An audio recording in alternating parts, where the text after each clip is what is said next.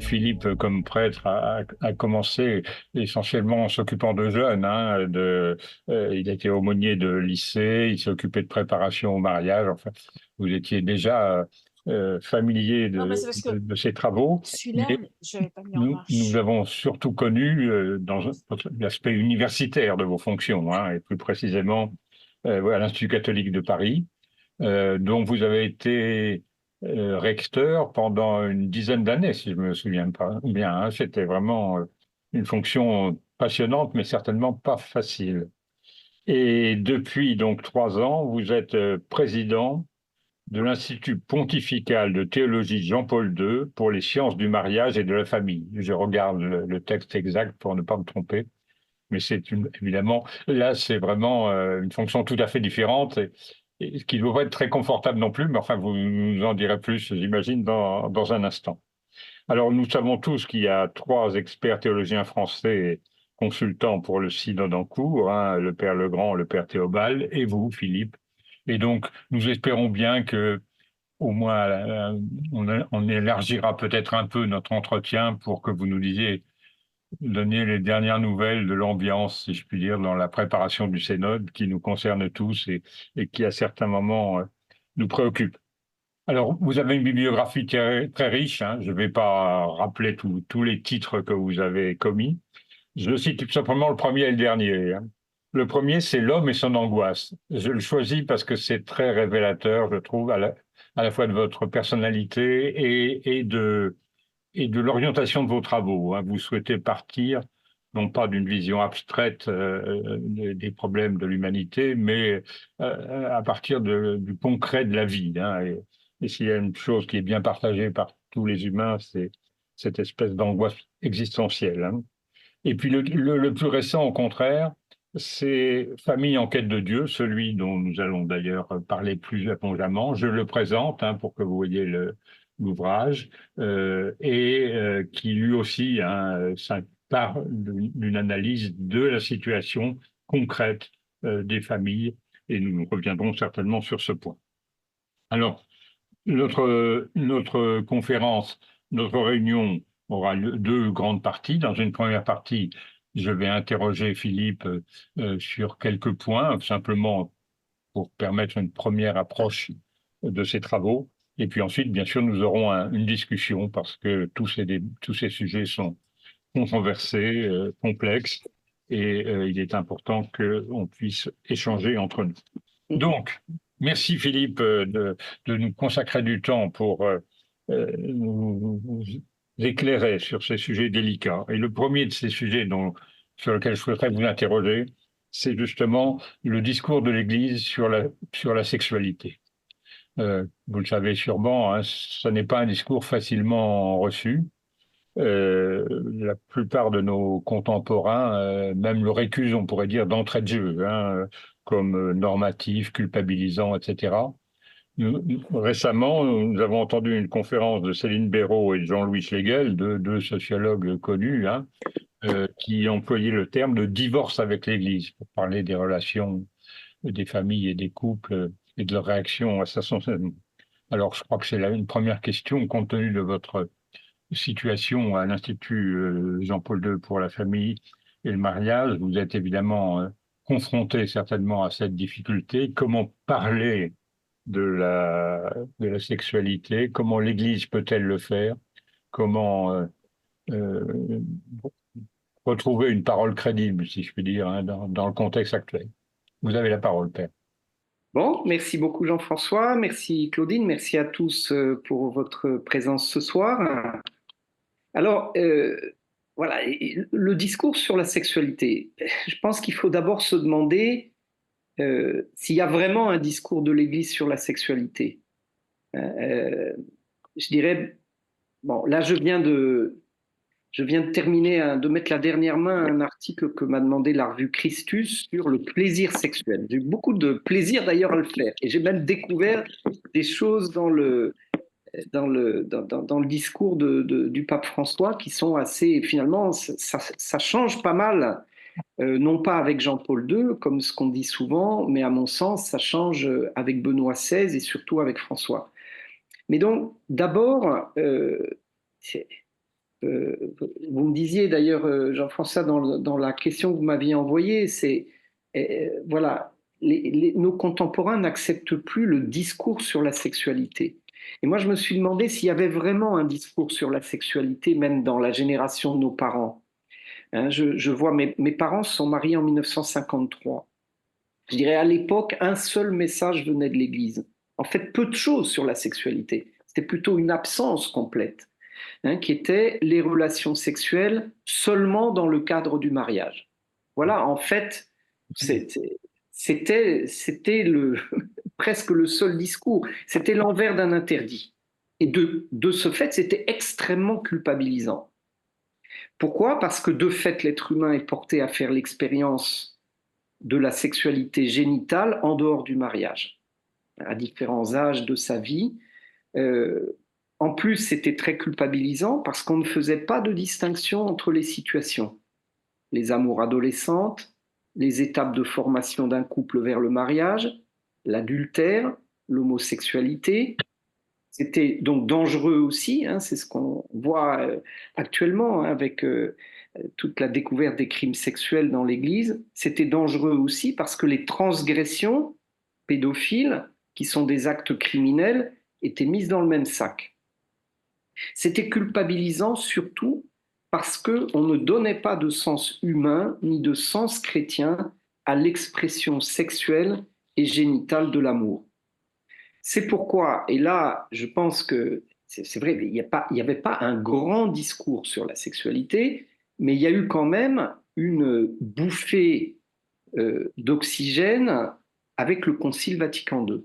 Moi, j'ai vécu ça avec la génération de mes parents. Hein. J'ai 64 ans aujourd'hui. Hein. Je pense que déjà un peu avant le Concile Vatican II, hein, je pense à un grand Français qui a beaucoup compté, Marc Oraison, hein, qui soutient sa thèse sur la sexualité, hein, le mystère humain de la sexualité. Ça donne après un livre. Il soutient sa thèse en 1951, à l'Institut catholique de Paris. Cette thèse part comme une flambée, hein, on la voit partout et au bout d'un an, elle est mise à l'index. Mais donc, j'ai repris ce texte, hein, qui est intéressant, hein, qui vient donc 5 ans avant Gaudium et Spes, le mystère humain de la sexualité.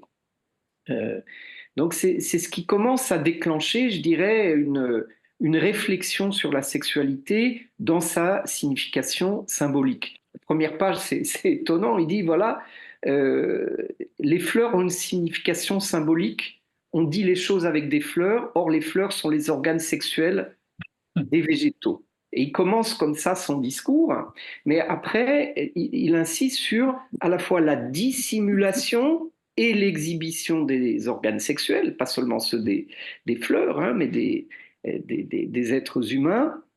Et donc, de là, il passe à cette ambivalence de la dissimulation et de l'exhibition du discours sur le sexe. Et moi, bon, de mes maîtres, hein, j'ai été son assistant, Xavier Thévenot, a fait un magnifique petit livre en 1980 destiné aux jeunes sur la sexualité, et il dit parler du sexe, c'est difficile. C'est difficile en famille, c'est difficile dans la société, c'est difficile dans l'Église. Donc voilà, je dirais, il y a un discours, j'entends bien, hein, derrière l'expression discours de l'Église, parce qu'effectivement, il y a toute une histoire. Là, j'ai lu récemment le livre de Martine Sèvgrand, hein, qui est très intéressant, avec des dossiers historiques dont certains je ne les connaissais pas, hein, sur des prêtres homosexuels, par exemple. Hein, je parle de son dernier livre de 2023. Donc, de fait, il y a eu un discours des théologiens, mais je dirais, on a finalement assez peu de discours, mais il est très pesant. Voilà. Et si aujourd'hui, donc le même discours, hein, les relations sexuelles seulement dans le mariage, aujourd'hui, comme l'expression de la sexualité a beaucoup changé, il faudrait rajouter pour dire la même chose, les relations sexuelles seulement dans le cadre du mariage hétérosexuel, le premier, disons, en tout cas pas le second après divorce, alors qu'aujourd'hui la cohabitation est massive, et presque partout dans le monde. Hein. À l'Institut Jean-Paul II, j'ai 45 nationalités. Et je peux vous dire que traité, donc pour certains, l'Église parle mal du sexe, pour d'autres, elle en parle très bien et on ferait mieux de l'écouter davantage. J'ai tout hein, comme étudiant, vraiment. Puis ça bouge beaucoup avec les continents, je vous en parlerai peut-être plus tard. Voilà. Mais donc la cohabitation est massive, hein, y compris en Afrique. L'homosexualité s'exprime publiquement. Dans certains pays, il y a un mariage gay. Le divorce et le remariage sont légion. Le célibat est très élevé. Hein, dans les grandes cités, c'est de l'ordre de 50% hein, des familles monoparentales. Et dans certains pays, on a la polygamie, hein, dont le synode a parlé en octobre dernier. Or, devant ce contraste, hein, peu de personnes vivent suffisamment heureuses dans l'abstinence sexuelle. Donc c'est là qu'est le problème, hein, c'est que le décalage c'est encore plus euh, constitué. Et par ailleurs, quand il y a mariage, il vient plus tard, et c'est de ça que je m'occupe dans le livre. Hein. Le mariage vient plus tard, et il est l'occasion d'une maturation humaine et spirituelle quand il vient, hein, rarement, et qui n'a pas eu lieu avant. Et ça peut être après une première rupture, après une cohabitation, ou même une union civile, ou même un mariage religieux assez long, et la maturation qui va permettre une certaine durée de la vie commune vient plus tard. Et donc, dans ce contexte, Philippe, oui, je vous interromps parce que je voudrais revenir sur la description que vous avez faite oui, de la diversité des formes familiales. C'est oui, quelque chose qui nous frappe tous, hein, que ce soit oui, oui, oui. les familles recomposées, les couples homosexuels après adoption. Enfin bon. Et néanmoins, dans votre livre, vous employez l'expression qui m'a frappé. Vous proposez d'édifier l'Église avec toutes les formes de famille. Donc, comment justifier cette position quand on voit les réactions qu'il y a eu, notamment à la déclaration fiduciaire supplicans, hein? Est-ce que cette position, c'est une position personnelle que vous défendez ou est-ce que ça correspond à un état d'esprit général que vous souhaitez diffuser? C'est pas un état d'esprit, ça correspond à l'expression explicite du magistère du pape François. Hein, donc, d'ailleurs, quand il ne cesse de redire tous, mais quand dans Amoris Laetitia, il parle de, alors l'expression est la mienne, hein, édifier l'Église avec toutes les familles, mais lui insiste sur le fait, et ça a été un point marquant au synode de 2014. Et c'est très important que synode de 2014, il y a eu deux synodes sur la famille. Hein, enfin, il y en a eu un en 1980 organisé par Jean-Paul II, mais François en convoque deux. D'abord parce qu'il voulait qu'il y ait le même poids pour tous les pays. Les présidents de conférences épiscopales, on est en 2014. Et moi, j'arrive au synode en 2015 seulement. Mais donc dans Amoris Laetitia, il reprend une affirmation fondamentale du synode de 2014, à savoir que l'Église se doit d'accueillir les formes de vie. C'est mal traduit en français, je l'ai découvert récemment, c'est au numéro 291, les formes de vie non pas incomplètes, mais inaccomplies. C'est-à-dire les formes de vie qui sont en train de s'accomplir. Hein, le mot italien, c'est incompiuta, c'est pas incompleta. Et donc, là, François dit, parce que précisément, il prend en compte ce que j'ai évoqué tout à l'heure comme étant fondamental dans la sexualité, c'est que pour maturer, pour arriver à une forme de sexualité dans un cadre de responsabilité, il faut parfois beaucoup de temps. Et donc, l'Église doit accompagner ce travail. Si je peux dire comment on fait avec toutes ces familles, c'est-à-dire qu'il faut commencer par regarder le verre, pardon, à moitié plein plutôt qu'à moitié vide. Regardez aussi quel est le désir des personnes.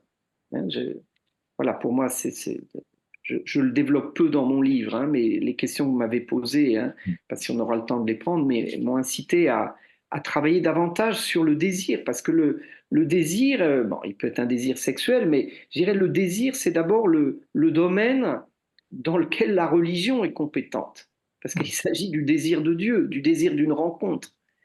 Et donc, c'est toute cette phénoménologie de la sexualité qui s'est développée d'abord chez des laïcs, je pense, à Paul Ricoeur, je pense à François Schirpaz, d'abord chez les laïcs, pour dire le dynamisme sexuel comme étant un dynamisme de la relation. Voilà que François, alors d'abord Benoît XVI, et ensuite François, de manière beaucoup plus claire, l'évoque, et notamment en s'intéressant aux émotions. Hein. Si je peux vous inviter, si vous avez besoin de vous réconcilier avec le discours de l'Église, il faut lire le numéro 143, où François dit les émotions, les sentiments, c'est ce qui se passe en nous lorsque l'autre manifeste sa présence. Donc ça, quand j'étais recteur de l'Institut catholique de Paris, d'ailleurs, je parlais non pas avec les théologiens, mais les étudiants laïcs, les jeunes, ils me disaient, nous, ça ne nous intéresse pas, la sexualité. C'est pas, enfin, ça les intéresse, mais c'est pas ça. Ce qui nous intéresse, c'est de parler des émotions. C'est-à-dire, qu'est-ce qui se passe en nous? Donc, les émotions, le désir, c'est le premier lieu où l'Église devrait engager le débat. Donc, je pense que le pape le fait pour sa part, mais évidemment, il ne peut pas se substituer au travail des théologiens. Et puis, dernier point, parce que je viens de lancer un groupe de recherche avec la faculté de droit canonique de l'université pontificale du Latran, hein, qui est l'université du pape, un groupe sur le décret Tametsi. Vous savez, c'est ce décret du Concile de Trente qui a une grande importance en 1563, où l'Église met fin à une pratique pour des raisons morales, hein, pour des raisons liées au mariage clandestin, hein, met fin à une pratique qui existait, qui était que on pouvait vivre dans un mariage non sacramentel, dans une union non sacramentelle, sans être exclu de l'Église. Et donc, je pense qu'aujourd'hui, c'est-à-dire le doyen, en venant écouter la présentation de mon livre, hein, ce même livre, Famille en quête de Dieu, qui me dit, mais en fait, ce dont tu parles avec la diversité des familles aujourd'hui, mais ça nous ramène au XVIe siècle. Et donc, il faut qu'on revisite cette tradition qui a existé. En fait, elle perdure après le XVIe siècle, parce que c'est vraiment, le décret Tametsi n'est vraiment mis en œuvre qu'au XXe siècle. Par contre, il est vraiment mis en œuvre. Et aujourd'hui, donc, si on n'est pas marié sacramentellement dans l'Église, on a beaucoup de mal à y trouver sa place. Mais alors justement, je voudrais rebondir là-dessus parce que en tant que parents ou grands-parents, nous sommes souvent confrontés à la situation d'enfants qui ont fondé des familles en fait, mais sans se marier bien sûr. Et nous avons envie de les inciter à se marier. Mais bon, qu'est-ce qu'il faut leur dire pour justifier que maintenant le mariage c'est utile, que ce soit le mariage civil et en plus le mariage chrétien, hein. Bah, je dirais d'abord, vous qui êtes mariés, si vous êtes parents, hein, Oui. puisque c'est le cas de la question, je pense que la meilleure chose, c'est de parler avec ce que vous êtes. Voilà, on sait bien que ce ne sont pas forcément les parents qui vont être les plus convaincants, mais c'est souvent les grands-parents. Moi, ce que j'observe, hein, c'est vrai d'ailleurs, on l'a constaté très récemment pour ce qui est du baptême des adultes, hein, avec quand même plus de 13 000 adultes et jeunes qui ont été baptisés en France. Pour beaucoup, ce sont les grands-parents qui ont joué. Mais moi, je l'observe depuis longtemps du côté du mariage, c'est-à-dire le témoignage des grands-parents ou des arrière-grands-parents peut avoir du poids. Mais cela dit, comme théologien, puisque c'est mon travail, je dirais, pour moi, il s'agit d'essayer d'exprimer que le mariage est un cadre institutionnel, qui est civil ou religieux. C'est une institution qui est intéressante, elle est originale, parce qu'elle est à la fois commune et habitée de multiples manières. Les gens qui construisent leur union dans le temps.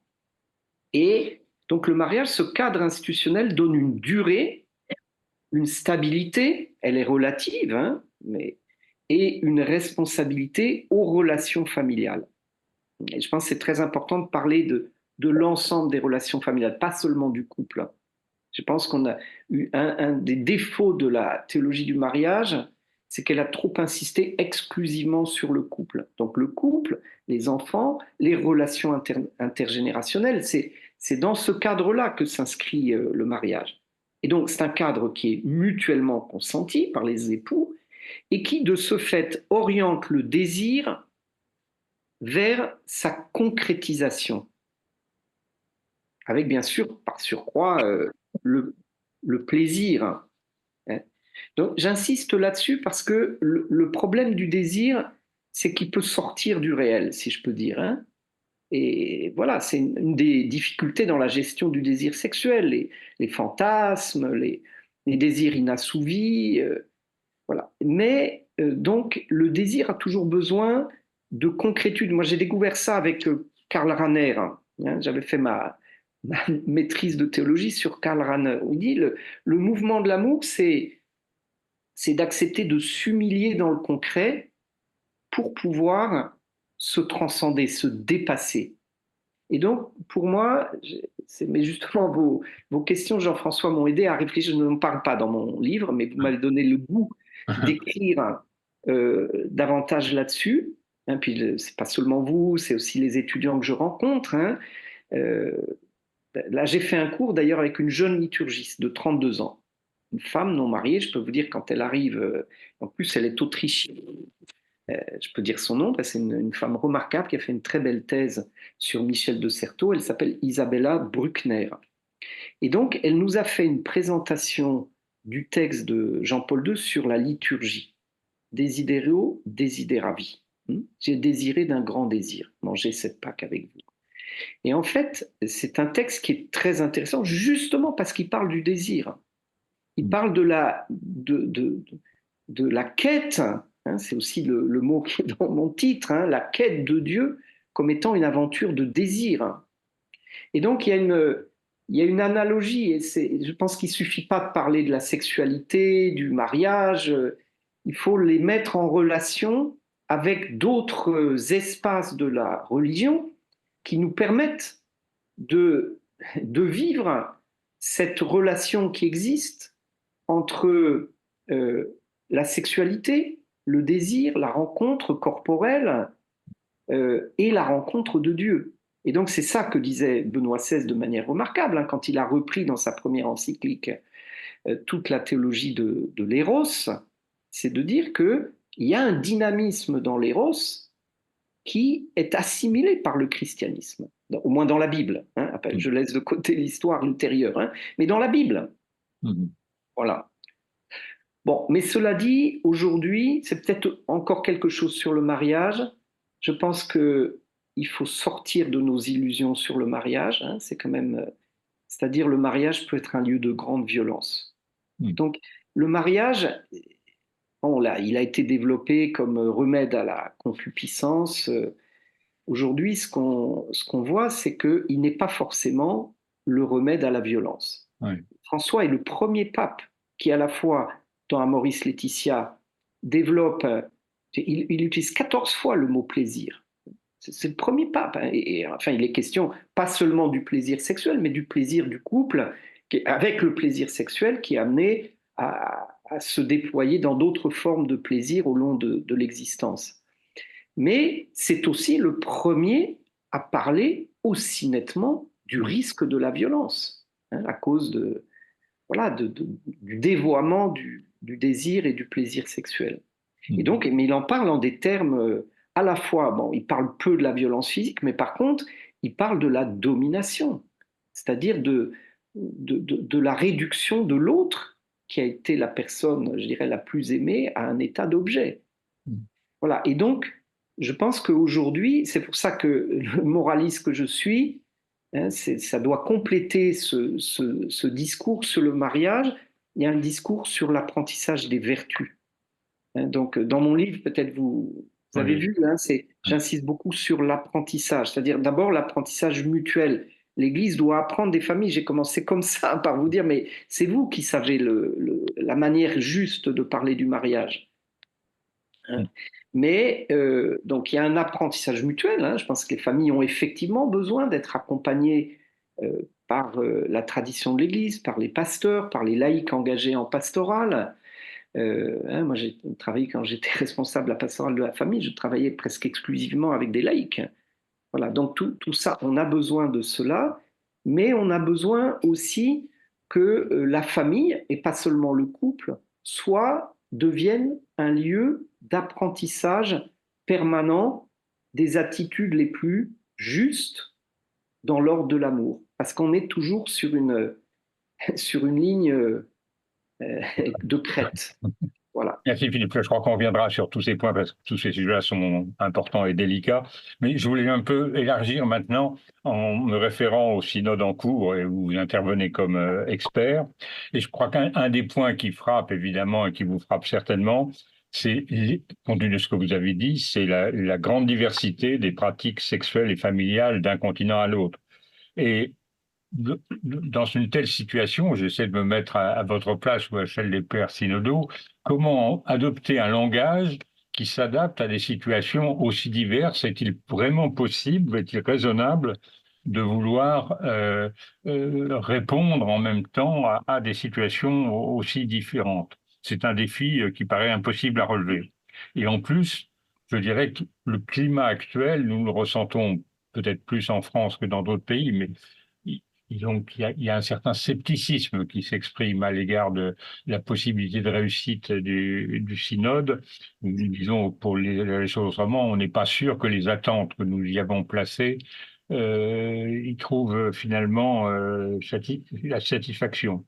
Donc, vous-même qui êtes dans un endroit où vous vivez ça de l'intérieur, alors que nous, on est loin, dites-nous un peu comment vous vous sentez. Est-ce que vous avez l'impression que effectivement, ces sujets-là vont être traités d'une façon positive? Est-ce que euh, on arrivera finalement, malgré la diversité des situations d'un continent à l'autre, à une position commune?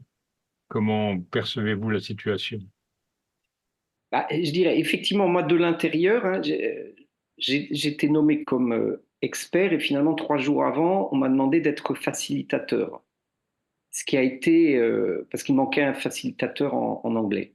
Mhm. C'est d'ailleurs intéressant, ça veut dire que de moins en moins d'évêques ont été formés en Italie, ils ne maîtrisent pas l'italien et leur langue, hein, notamment des évêques d'Asie, d'Afrique, ne maîtrisent pas une des 5 langues, enfin, ni l'italien, ni. Donc, donc moi, j'étais effectivement à la table. Donc je pense que d'abord, le problème, Jean-François, dans votre question, et pour essayer de vous aider à comprendre ce qui se passe dans un synode, c'est que les évêques n'ont pas des problèmes à gérer desquels ils seraient extérieurs. Hmm. Ils sont pris dedans. Et c'est d'abord ça qui est compliqué. Et je dirais, moi, j'ai bon, des pays, le Bangladesh, je ne veux pas faire des pays où les églises sont minoritaires, où les évêques ont été formés dans un petit séminaire. Des femmes, ils n'en ont point rencontré. Ils ont sans doute été éduqués avec la peur de l'homosexualité, mais une peur diffuse sans qu'on en parle. Donc, pour beaucoup de pays, on n'est pas du tout chez des hommes euh, qui ont été formés comme nous le sommes, mais je l'ai rappelé, ça a beaucoup changé en un demi-siècle, hein, disons en 70 ans. Et encore, ça s'est diffusé lentement. Donc, pour moi, la question, et je vais commencer par, je viendrai à la question institutionnelle, hein, de ce que le pape a décidé, parce que c'est très important, mais vous voyez, en y réfléchissant tout à l'heure, je préfère vous parler de comment, enfin, quels sont les problèmes qui se posent quand on est affronté à cette diversité et comment on essaie de les résoudre dans un institut comme l'Institut Jean-Paul II.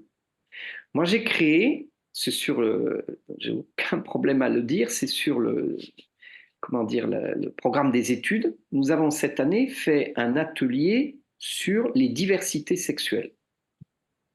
Donc les personnes LGBT, Hmm. transsexuelles. Bon, pourquoi? Et j'ai avec moi je dirais le magistère, puisque elles sont d'abord, c'est ce qu'a dit François très nettement au synode de 2015, enfin surtout dans Amoris Laetitia, personnes qui ont des difficultés sexuelles, elles font partie d'une famille. Elles peuvent éventuellement en former une, hein, c'est un des sujets, hein, dont voilà, je ne vais pas pouvoir le développer, mais c'est vrai que c'est un sujet qui est très délicat, mais au moins elles font partie d'une famille. Voilà. Et donc, pour aborder, je suis légitime à dire aux étudiants, mais que vous soyez d'Asie, d'Afrique, d'Amérique latine, d'Europe, d'Amérique du Nord, il faut qu'on regarde ces questions.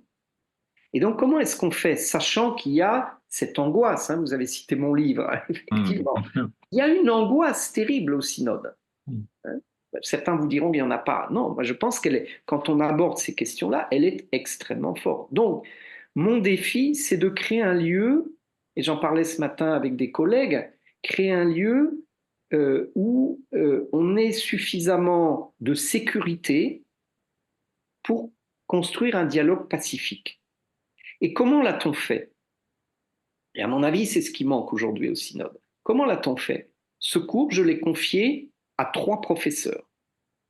Donc, une laïque mariée chilienne, donc bien latino, hein, avec, sans compter au Chili les scandales sexuels dans l'Église, je ne vous dis pas, et elle en a été spécialiste, hein, elle a courageusement pris la parole sur ces questions, mais surtout un continent, enfin le Brésil, c'est un pays, le premier pays catholique au monde. Je peux vous dire, j'ai fait venir un professeur du Brésil, quand il parle des conduites sexuelles, là, effectivement, elles sont très différentes, hein, différentes de l'Europe aussi. Et puis l'autre, un prêtre indien d'une cinquantaine d'années et un jeune prêtre africain. Et donc l'expérience, c'est que pour pouvoir libérer une parole, hein, face à des étudiants ou des étudiantes, hein, il y a des religieuses, il y a des laïcs, qui jamais n'ont rencontré de personnes trans, en transition, ou de personnes homosexuelles. Et donc, dès qu'on aborde cette question-là, il y a un climat d'angoisse. Et donc là, ce qui a permis, c'est que les professeurs puissent, je dirais, dans le respect mutuel, hein, je pense que ce sont des professeurs, donc ils sont attentifs aux conditions du respect mutuel, parfois plus que les étudiants, qui sont parfois submergés par l'émotion quand on aborde ces questions-là. Voilà. Et donc, comme je vous disais, je pense que c'est ça qu'il faudrait créer au synode et qui ne s'est pas encore créé. Donc, on peut rêver, hein, hein, c'est-à-dire que on ait un type d'animation il y a eu d'ailleurs des questions qui ont été posées sur la méthode synodale, hein, donc on en a vu vraiment les fruits. Mais il y a un moment où elle bute sur une difficulté, c'est que de fait, il y a des différences.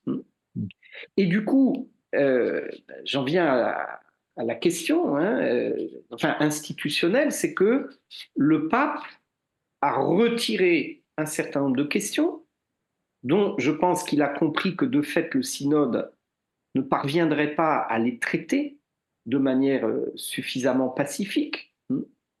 Et donc parmi elles, il y a celle de la sexualité. Je la lis, hein.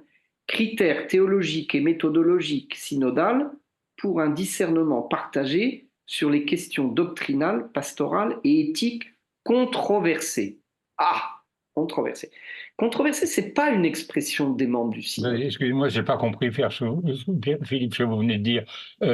C'est une question retirée, ça? Oui, Ah, oui. Ah, vous n'avez peut-être pas suivi ça. Alors, non, non, excusez-moi, non, je pensais que c'était acquis. non, Donc, pas pour moi. je vais réexpliquer. Oui, oui. Voilà, le pape, il y a 2 mois à peu près, a décidé de retirer 10 questions de la compétence du synode qui vient en octobre. Dans les questions qui étaient listées dans le compte-rendu de la Oui, première session. c'est-à-dire il accueille ces D'accord. questions et il fait ce qui est prévu dans Predicate Evangelium, hein, dans la constitution qui régit le synode. C'est-à-dire que ces questions ne sont pas totalement retirées, hein, vous allez voir, elles sont confiées à des organismes de la curie. Et celle-ci, particulièrement, ça dépend des questions. Il y en a sur les églises orientales, il y en a sur le dialogue interreligieux. Celle-ci, elle est confiée à 2 personnes et pas directement à des dicastères, hein, c'est intéressant, au préfet du dicaster pour la doctrine de la foi, le cardinal Fernandez, et à Piero Coda, qui est le secrétaire, qui est un théologien italien, qui est le secrétaire de la Commission théologique internationale. Et on leur demande, ces 2 personnes, donc on voit combien on est sur des questions complexes, hein, ce n'est pas des organismes, ce sont des personnes, ex officio, mais enfin, je vous donne leur nom, et en lien avec le secrétaire général du synode et l'Académie pontificale pour la vie, mais en lien avec. Et donc, cette question, enfin, ce groupe de travail, comme les 9 autres, doivent produire deux choses. Une première synthèse du travail à effectuer pour le 5 septembre 2024. D'accord. De telle sorte que l'Assemblée synodale d'octobre puisse être informée de l'état de leur travail. Et donc puisse réagir aussi, hein, je l'espère, hein, je pense. Hein, je ne sais pas comment ça va fonctionner. Et la deuxième chose, c'est que ces 10 commissions, dont celle-ci, doivent rendre au secrétaire général du synode ou au pape, peut-être au pape, hein, si possible fin juin 2025, l'état complet de la question qu'ils ont à traiter. Mais, vous voyez, avec un certain va-et-vient avec l'Assemblée synodale d'octobre. Voilà. Donc, moi, ce que je souhaiterais, vous voyez, c'est que, ayant entendu la formulation par Fernandez et Coda des questions à traiter, on se donne les moyens dans un certain mode d'animation qui soit différent, hein, un mode pluriculturel, avec des animateurs pluriculturels qui puissent faire attention aux sensibilités des uns des autres, comment on peut amener à dépasser les inquiétudes pour s'élever et, voilà, et trouver quelque chose que personne encore n'a trouvé. Ça fait réfléchir ce que vous venez de dire. Là, je sais pas, moi, ça Je me perplexe l'espère, de dire. je l'espère. Oui.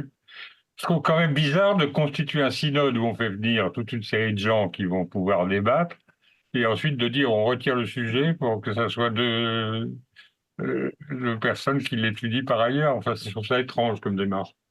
Mais bon, j'ai peut-être tort de non, dire ça. enfin, Hein. c'est pas, je vous Oui, conseille de lire, je pense que vous avez oui, lu là, c'est le super. texte sur la question du diaconat féminin, Oui, par exemple, oui, bien sûr. c'est pas mon domaine, hein, c'est pas mon Euh, domaine, mais par contre, j'ai lu avec beaucoup d'intérêt le texte de Jean-Paul Vesco, l'archevêque ouais. d'Alger, Oui, dans la absolument, Croix, oui. hein, et puis j'étais avec lui au synode de 2015, il a Ouais. eu un rôle extrêmement important parce qu'il est pondéré, il explique bien, et puis il est juriste, hein, Mm. donc il explique bien que non seulement, je vous dis, c'est prédicate evangelium, mais Mm.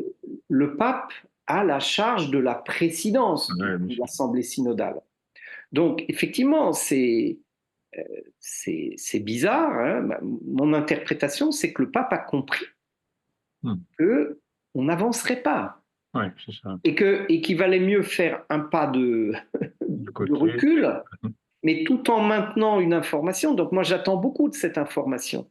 Et je vous D'accord. dis, ce que je souhaiterais, c'est que, ayant écouté cette information, nous puissions créer un climat qui soit susceptible de faire baisser l'angoisse, Ouais. mais aussi Ouais, ça. l'angoisse, mais les velléités combatives. Ouais, bien sûr. Pas dire, pour pas employer un mot plus Mm. fort. Mm. Parce que là, on assiste, hein, il faut la presse en est fait état, hein, mais on peut assister euh, à Conflit.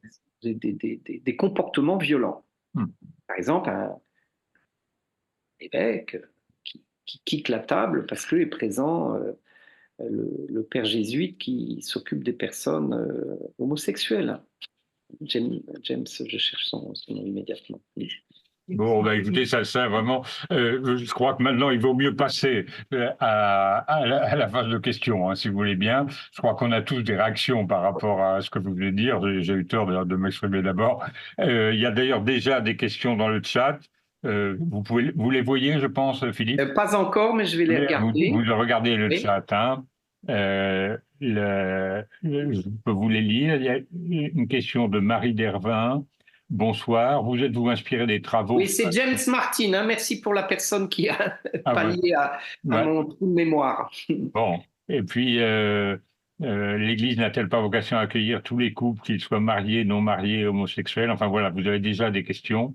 Quand on travaille dans le cadre de l'UMOFC avec des Canadiennes ou des Africaines, les attentes sont exactement les mêmes que les nôtres en ce qui concerne la famille et la place des hommes et des femmes laïques. Ah bon, alors ça c'est intéressant à préciser. Enfin, voilà, vous avez déjà une série de questions, mais bien sûr, toutes les personnes présentes peuvent, peuvent intervenir pour poser la question. Alors, il y a déjà. Alors, n'oubliez pas d'activer votre micro. Hein. Jean-Louis Loira a demandé la parole. Ben, Jean-Louis, Ah oui, oui, c'est bon. On t'entend. bonjour. Je suis avec Hélène. D'ailleurs, Hélène salue le père Bordaigne qu'elle a vu 2 ou 3 fois quand elle était responsable pastoral des familles en Essonne. Ah, ok, ok. Alors, non, mais euh, j'ai 3 questions. Premièrement, nous avons une petite fille de 21 ans qui est arrivée avec un garçon et puis pendant 8, 10 mois, elle a vécu avec lui, elle a couché avec lui et puis ça s'est terminé, hein. Et on s'est demandé s'il fallait parler de ça avec elle, hein. Est-ce que, sans devenir complètement rétro, est-ce que coucher avec un garçon, c'est comme si on mangeait un carambar? Deuxième question. Nous avons fait de la préparation au mariage pendant une quinzaine d'années. Nous avons entendu des choses très, très, très, très vraies, très profondes, très attentives. Bon, pour autant, les jeunes qui étaient là, je venais chercher une bénédiction. C'était plus important d'être à l'église qu'à la mairie. D'ailleurs, moi qui ai été adjoint au maire il y a très longtemps, je leur ai dit que la mairie, c'était également très important parce que la signature, ça voulait dire quelque chose. Et vraiment, au bout de 15 ans, on s'est demandé, mais pourquoi y a-t-il un sacrement de mariage? Pourquoi a-t-on fait du mariage un sacrement dans l'Église? Euh, Troisième question, ben, j'ai pas de troisième question. Non, mais c'est déjà des questions substantielles. Philippe. Il y a peut-être d'autres questions. Oui, il y a peut-être d'autres, à moins qu'on en prenne d'autres. Est-ce que. Non? Bon, Philippe, allez-y, et puis on prend d'autres questions. Bon, ben vous me couperez, hein, Jean-François, parce que voilà. Bon, encore une fois, c'est pas à moi de vous dire comment parler à votre petite fille ou comment d'autres peuvent parler à leur petite fille. Certainement, je n'emploierai pas la comparaison entre coucher avec un garçon et manger un carambar. Donc, je pense que voilà, la première chose, c'est euh, parce que précisément nous savons, et vous le savez sans doute mieux que moi, il s'agit là de relations qui ont un grand prix. Et il faut trouver les justes paroles pour accueillir des personnes qui sont en chemin. Hein, je pense que le point important, puisque tout à l'heure Jean-François Bénard m'a questionné sur c'est vous qui parlez ou c'est le magistère? Non, c'est le pape François qui insiste sur le fait, mais c'est le fruit d'un synode. Il ne faut pas l'oublier, c'est le fruit d'un synode et, et les textes n'étaient pas rédigés à l'avance. Hein, je me souviens quand je suis allé en 2012 à Rome pour le synode sur la nouvelle évangélisation, les évêques français disaient « Ah, c'était formidable, mais quel malheur que le texte ait été rédigé à l'avance ». Et donc en 1980, synode sur la famille, le texte était rédigé à l'avance. Et après, le pape fait une exhortation apostolique parce que ça se faisait comme ça. Donc là, le pape fait une exhortation apostolique, mais il a écouté un synode. Et donc, je dirais le désir, et je pense que c'est le désir de beaucoup de grands-parents, c'est de pouvoir faire en sorte, parce que c'est le problème de tous les êtres humains, de faire en sorte qu'une maturation puisse s'effectuer dans l'ordre de l'affectivité. C'est même plus important enfin, que la sexualité génitale, toutes les relations dans lesquelles s'inscrivent les relations sexuelles. Donc, je pense que ce qui est, voilà, vous observez, elle sait bien que, voilà, vous savez, mais ce qui va le plus l'intéresser, c'est que vous puissiez vous intéresser à la relation qu'elle est en train de construire et qui est et comment ça trouve place avec le travail, avec les amis, mais surtout que vous intéressiez à ce qui se passe. Je vous redis cette parole de mes étudiants il y a quelques années qui me disaient, mais nous, ce qui nous intéresse, c'est qu'on puisse parler de nos émotions. Hein, c'est-à-dire, Voilà, parce que c'est le fait de se découvrir capable d'amour et capable enfin, de recevoir l'amour, de susciter l'amour de quelqu'un d'autre, ce sont des expériences fondamentales et dont la Bible parle. Hein. C'est pour ça que j'insistais sur le fait que le désir sexuel, le désir amoureux sont dans la Bible, hein, notamment le Cantique des Cantiques, mais on peut penser au prophète Osée aussi, sont des expériences qui deviennent des lieux possibles de formulation de l'expérience de Dieu qui est celle que nous cherchons les uns les autres et on la cherche dans des formes de vie différentes. Voilà, donc pourquoi un sacrement? Je dirais c'est précisément pour cela, hein, pour donner, pour manifester dans l'Église que le lieu des relations familiales, hein, construites dans la durée, dans la responsabilité, dans le refus de la violence. C'est pour ça que je pense qu'il faut faire entrer à nouveau des thématiques qui étaient peu présentes, mais d'autres, hein, ça j'en parle un peu dans mon livre, il faut faire entrer les thématiques qui intéressent les jeunes aujourd'hui. C'est-à-dire rares sont ceux qui se marient, mais quand ils se marient, ils veulent former une famille éco-responsable. Hein. Ils veulent former une famille qui soit un lieu de paix, et pas seulement dans la famille nucléaire, mais entre les générations. Moi, avec parfois un poids d'ailleurs de responsabilité qui est excessif, comme si le jeune couple, ou plus ou moins jeune, hein, parce que parfois on se marie tard maintenant, et très souvent avec des enfants, enfin, et partout dans le monde, hein, sauf peut-être un peu en Asie, parce que l'Église est minoritaire, et voilà, il y a encore, je laisse de côté les Philippines, mais dans les autres pays d'Asie, voilà, les catholiques connaissent peu la cohabitation, mais sans ça, elle existe partout. Donc ce qui intéresse, c'est de voir comment peut se faire un changement. Et c'est pour ça que dans mon livre, je commence par Charles Taylor, parce que je pense que c'est un philosophe extrêmement intéressant, philosophe canadien, qui s'intéresse à la manière dont aujourd'hui on peut changer de statut religieux. Hein, on peut avoir une religion, changer, voilà. Mais c'est vrai aussi, on peut, dans une même religion, on peut changer de statut. Et c'est ça que représente le sacrement de mariage. C'est que, voilà, ça se faisait autrement aujourd'hui, mais aujourd'hui, des gens qui ont vécu peut-être dans une union civile, hein, vous en parliez avec raison, hein, mariage civil, à un moment vont faire un chemin vont peut-être faire un chemin qui les ouvrira vers cette sacramentalité de leur union conjugale et familiale. Voilà, donc c'est ça, je pense qu'aujourd'hui, c'est ça le défi, c'est que on s'adresse à des personnes qui sont en état de changement, alors qu'avant c'était une autoroute, si je peux dire. Hein. Et d'ailleurs, c'est très intéressant parce qu'aujourd'hui, beaucoup, évidemment, dans les couples qui se préparent au mariage, beaucoup sont dispares. Hein. C'est-à-dire qu'il y a une personne qui n'est pas baptisée. Et il y en a beaucoup qui ne sont pas confirmés.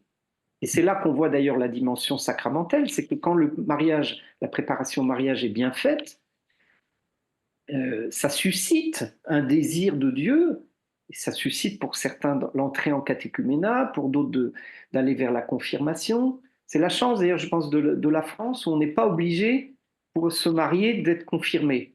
Hein, avec les Portugais, les Italiens, moi quand j'étais aumônier de collège, je voyais arriver les Portugais les parents angoissés parce que les enfants risquaient de ne pas pouvoir se marier à l'église s'ils n'étaient pas confirmés.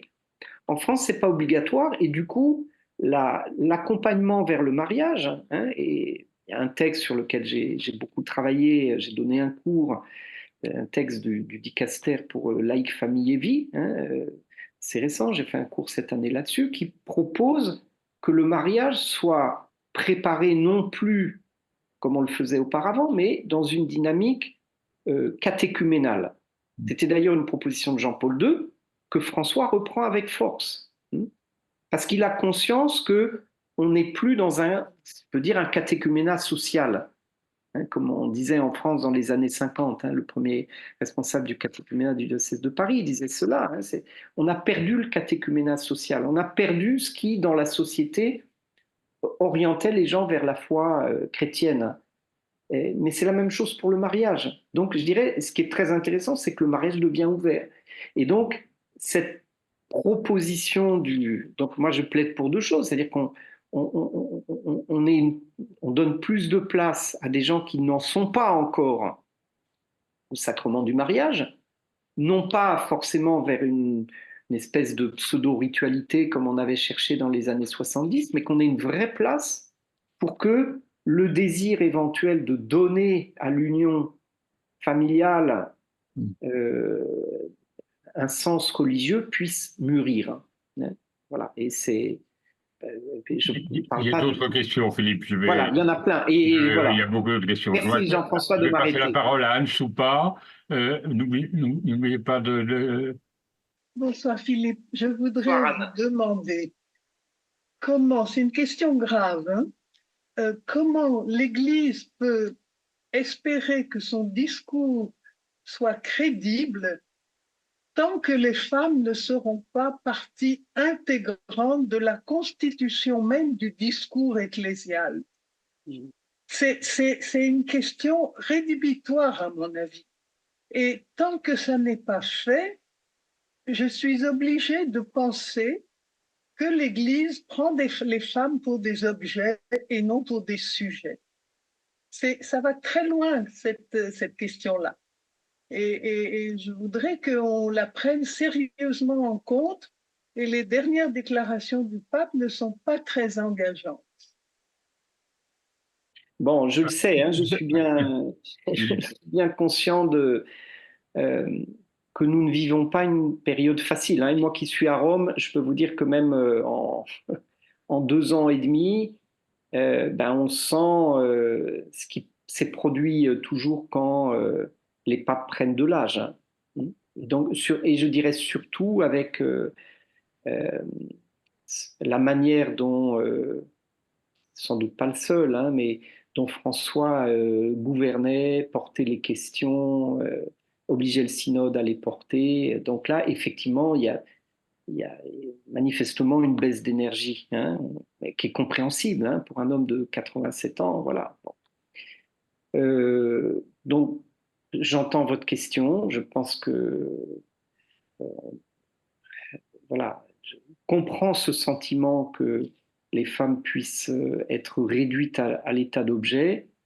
Je pense que c'est un peu fort, mais voilà, ça ne correspond pas à mon expérience de l'Église, mais je le comprends et je pense qu'il faut, vous voyez, aujourd'hui, dans toutes les questions familiales, on est obligé et notamment avec la diversité des cultures, de faire entrer dans le traitement de toutes les questions une perspective post-colonialiste, hein, c'est-à-dire une perspective qui essaie de construire une nouvelle manière de vivre ensemble en faisant l'analyse lucide d'une période historique qui a encore des effets considérables dans l'époque actuelle.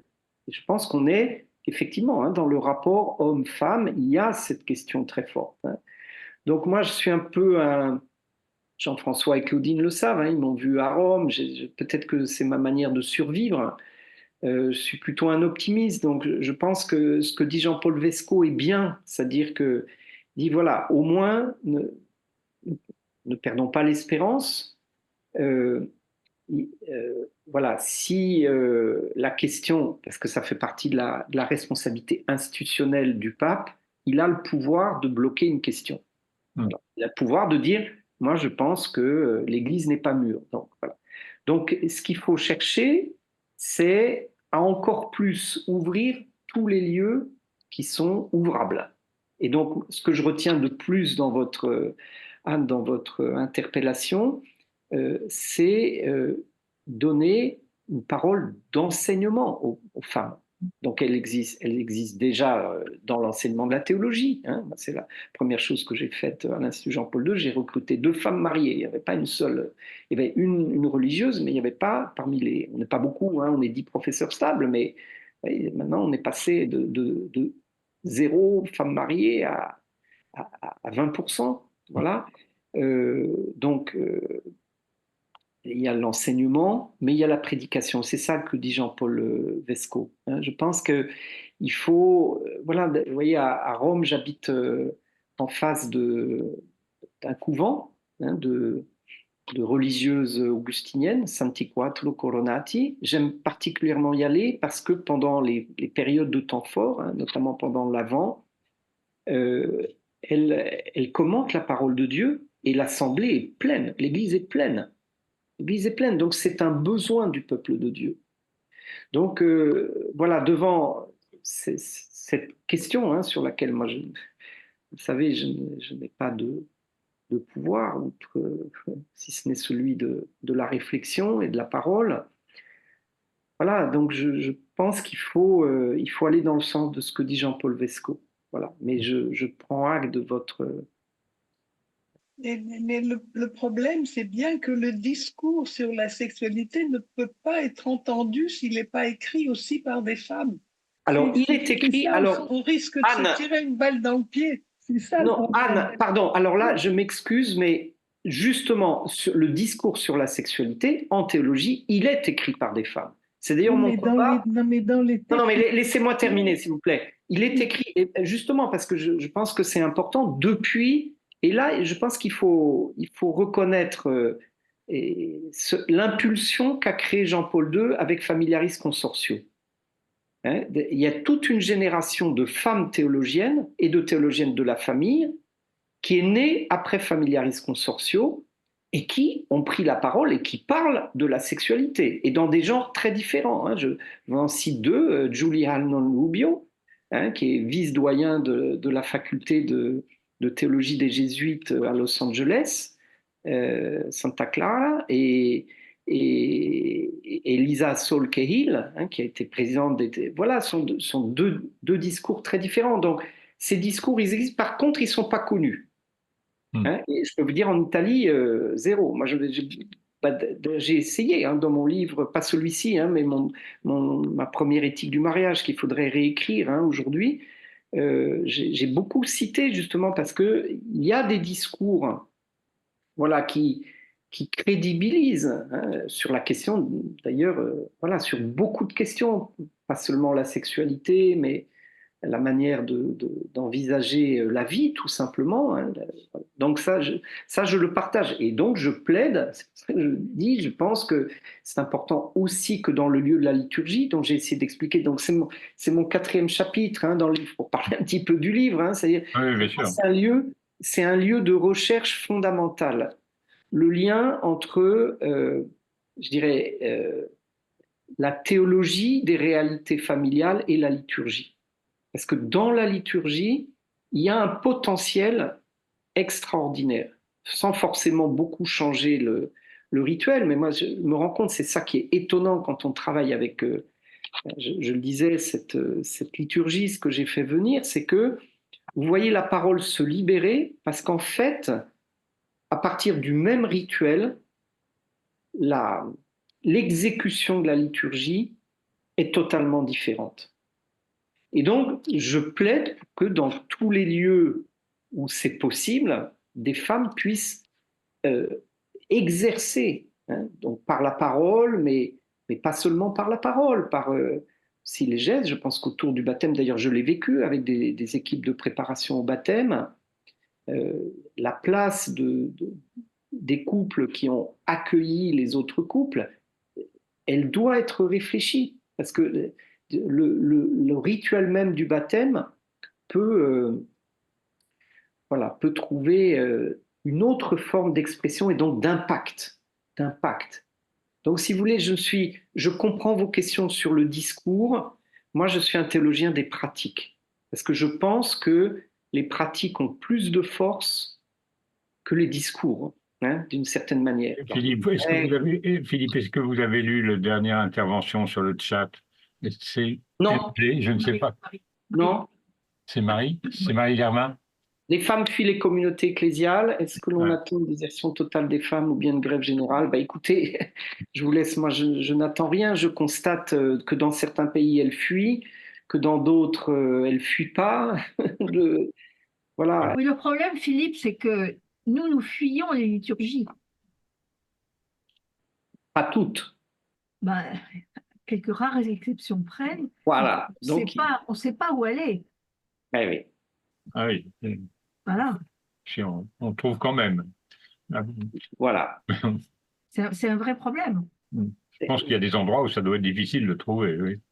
À Paris, on est quand même il y a une Il y diversité. a des endroits où c'est difficile de trouver, il y a des endroits où il y a des liturgies dominicales qui existent parce que il n'y a pas de prêtre. Hein. Mm. Et donc là, il y a une autre créativité. Je pense que tout ça, il faut le recueillir. Hein.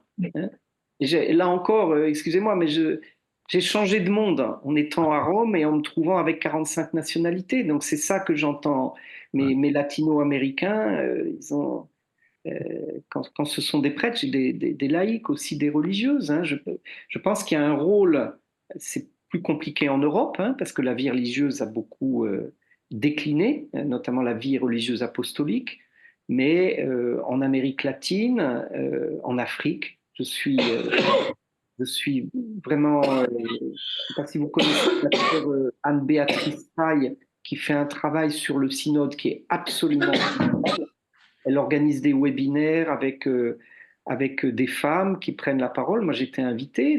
Voilà, on entend des choses qui sont différentes, qui sont difficiles. Je le comprends.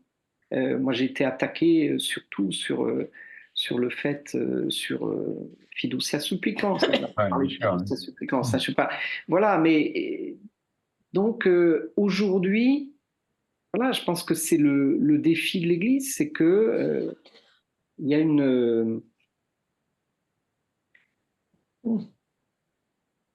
a un accès à la parole. Il y a un accès à la parole qui est beaucoup plus large et qui ne coïncide pas avec l'accès à la parole de présidence, avec le pouvoir. Donc ça, il faut qu'on continue à la réfléchir. C'est pour ça que je suis absolument d'accord avec vous, hein. Anne, je reviens à Soupa, hein, c'est-à-dire je suis absolument d'accord avec vous que le lien, enfin il y a une réciprocité entre le lieu de l'Église et la crédibilité de l'Église. Ça, oui, je suis absolument d'accord. Oui, mais Philippe, mais nos évêques, que font-ils? Est-ce qu'ils ne peuvent pas prendre des décisions distinctes de Rome? Pourquoi faire tous pareil partout alors que vous venez de nous dire que les cultures sont tellement grandes et les évolutions des esprits différentes? On manque de courage complètement. Quand on va arriver au ciel, on va nous dire, mais qu'avez-vous fait pour évangéliser? Voilà. Bon, ça, ce sera le problème des évêques. Si c'est leur responsabilité, ça sera le problème des évêques. On voit ça sur moi, j'ai beaucoup d'églises à Rome où on voit les évêques du côté des boucs et pas seulement des agneaux. Hein, donc, voilà. Bon. Oui, il y a Bénédicte qui demande quelle est la parole. Bénédicte, allez-y. Oui. Et puis après, on sera obligé d'arrêter, même s'il y a énormément de questions, mais on a déjà dépassé l'horaire prévu. Ah oui, moi j'ai un engagement. Je peux encore jusqu'au quart, mais pas plus. Allez-y, Bénédicte. Merci beaucoup de me donner la parole. Je suis à Grenoble et je suis une ancienne directrice du Centre théologique de Mélan-Grenoble. Ah oui. J'ai participé donc avec l'UMOF à un échange avec des femmes de toutes les traditions, de tous les pays.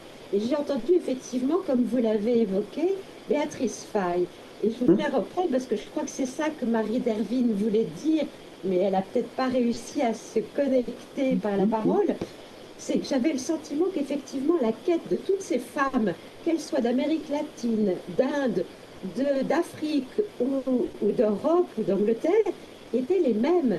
Et que malgré la diversité culturelle, cette quête des femmes, comme le dit Anne Soupa, elle est la même. Et moi qui fais l'expérience d'aller de temps en temps célébrer le culte avec l'Église unie de Grenoble, protestante unie de Grenoble, je respire quand j'entends des prédications de laïcs et en particulier de femmes. Et je pense qu'effectivement, il y a un changement de pratique et de visibilité qui est tout à fait autre à partir du moment où on donne cette parole. Il faudrait que l'expérimentation se fasse de façon généralisée. Alors ce que j'espère, parce qu'on a un très bon évêque à Grenoble, c'est qu'il soit en faveur de ces expérimentations. Voilà, mais je crois que c'est vraiment comme ça qu'on arrivera à mettre les femmes en visibilité totale. Voilà, merci. Je partage entièrement. J'ai pas retenu votre nom, hein, mais excusez-moi. Votre nom, c'est Bénédicte Duchaffaut. voilà, oui, voilà, oui. Et en plus, je connais votre nom, mais je n'avais pas mis sur le visage. Je suis islamologue par ailleurs. Je Voilà. travaille. Donc, moi, je partage je partage à la fois ce désir et comme le disait Jean-François ou Claudine, c'est pas évident de trouver des lieux où ça soit possible.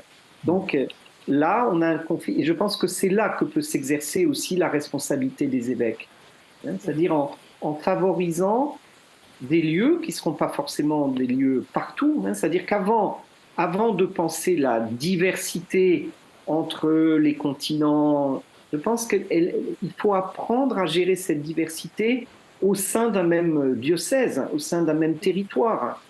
Et que donc là, on a des possibilités, elles existent, mais sans doute ne sont-elles pas suffisamment formalisées pour que les personnes, soient hommes ou femmes, ne quittent pas l'Église. Et moi, je vous dis, franchement, j'ai été heureux de trouver à Rome un lieu où j'écoute la prédication de femmes, et il n'y en a pas beaucoup.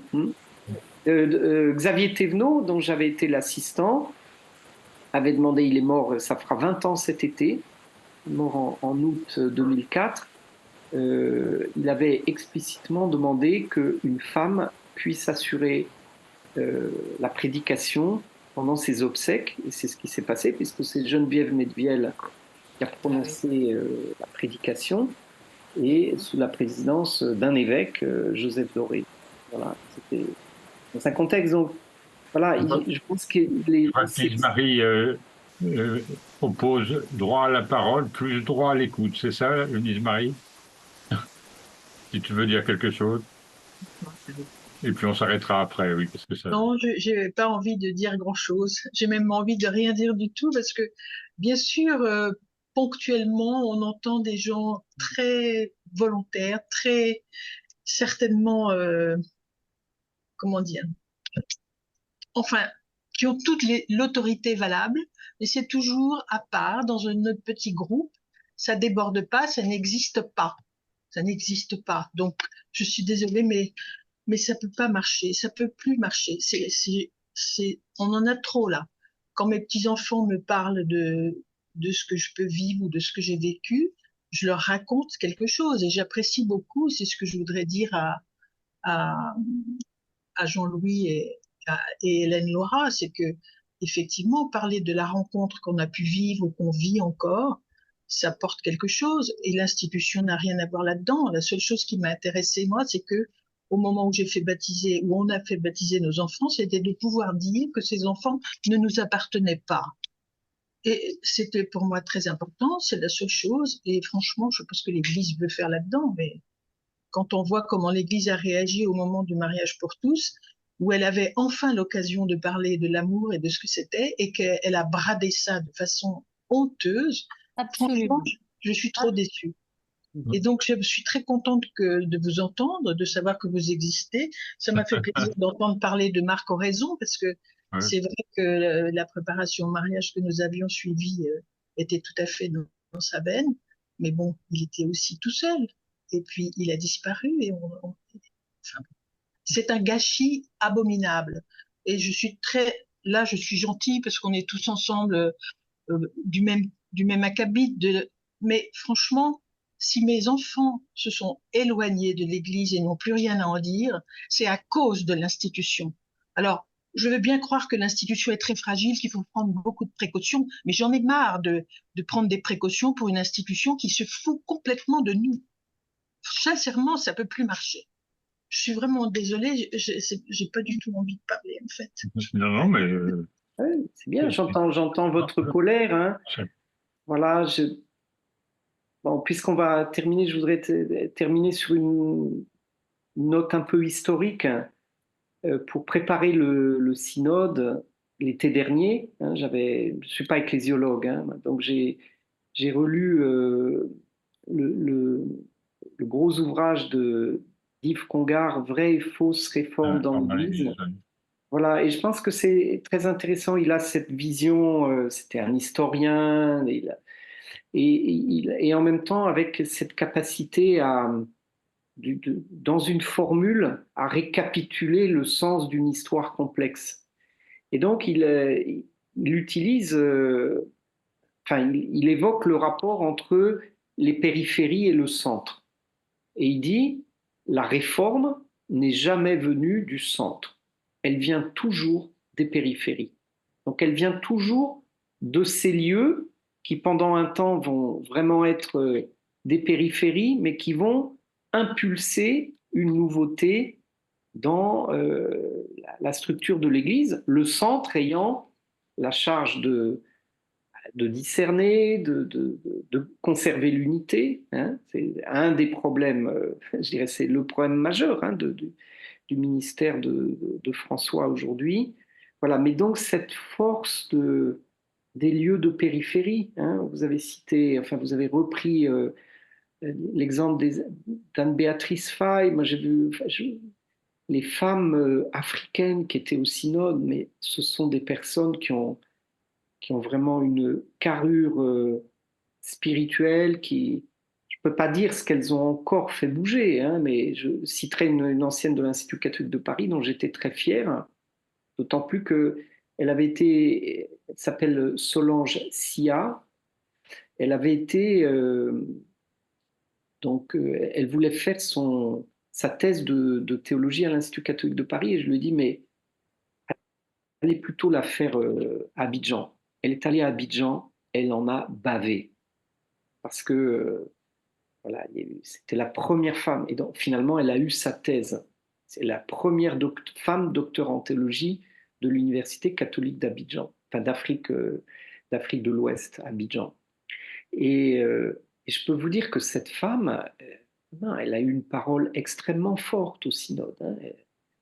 Voilà, interpellant les évêques, disant, écoutez, le pape François, il dit que les femmes doivent avoir une place et il en nomme. Alors, il pourrait aller plus vite, mais au moins il en nomme. Vous ne faites pas ça en Afrique. Elle a parlé comme ça, hein, devant tout le monde. Voilà, donc je pense que effectivement, ces paroles périphériques, elles sont en train de faire bouger quelque chose qui prend hélas beaucoup de temps. Donc je comprends la colère et la désespérance que vous avez pu exprimer. Voilà, j'espère que cette force des périphéries qui sont germes de la vie de l'Église, elles vont pouvoir trouver leur expression dans le temps. Voilà une parole d'encouragement. Merci Philippe. Merci Philippe. Merci à tous d'avoir participé à cet entretien. Et je crois qu'on a tous matière à réflexion après ce que nous avons entendu. On revient sur le livre où il y a encore évidemment beaucoup de choses supplémentaires. Et puis peut-être vous aurez même sûrement encore d'autres ouvrages à écrire. Après ce qu'on a entendu ce soir, les sujets ne manquent pas. En tout cas, merci à tous et bonne soirée. Merci à tous. Merci à tous de votre participation. Et nous attendons le synode avec grande impatience.